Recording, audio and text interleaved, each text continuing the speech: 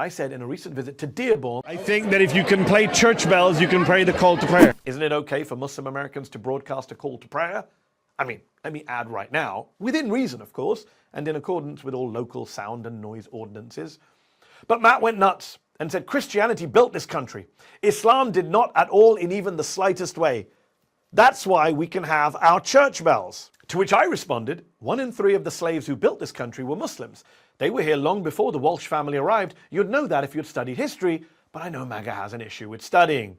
To which Matt responded with a 13-minute video in which he got really mad, but was unable to rebut the 2 central points that I made. Number 1, enslaved people helped build this country. And number 2, perhaps up to 1 in 3 of those slaves were Muslims. Matt can't rebut that because it's true, according to historians, according to the African American History Museum, according to the US State Department. Muslim slaves are a historical fact. As his boss Ben Shapiro has famously declaimed, facts don't care about your feelings, Matt. It's not my fault if they didn't teach you about slavery in high school.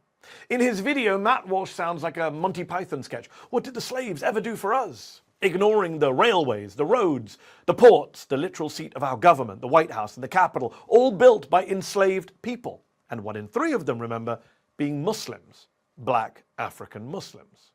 Matt is also just completely clueless about the Muslims who fought in the Revolutionary War, in the War of 1812, in the Civil War, where most of them fought in the Union Army. But then again, Matt's been pictured wearing a Confederate t-shirt, so maybe he's mad that the Muslims fought against the Confederacy. He even issues this challenge to me. If Islam had ceased to exist 300 years ago, this country would not have lost a single thing. There is not a single good thing about our country that we would not have if not for Islam. And if you doubt that, then go ahead and give me an example of the great gift that Islam has given to this country since its founding. Has he never heard of the Golden Age of Islam, which helped fuel the Renaissance and the Enlightenment in Europe, which of course then helped produce the American founding fathers? Has he ever gotten off of the internet and read a book? But look, I'm happy to fill the gaps in his education. He asked me to explain what Islam or Muslims have done for America. I mean, the black Muslim slaves aside, more recently, how about the planning of the moon landings? That was a Muslim American scientist and immigrant. How about the science behind modern skyscrapers? That was a Muslim American engineer and immigrant. How about brain tumor treatment? That was a Muslim American neurosurgeon and immigrant.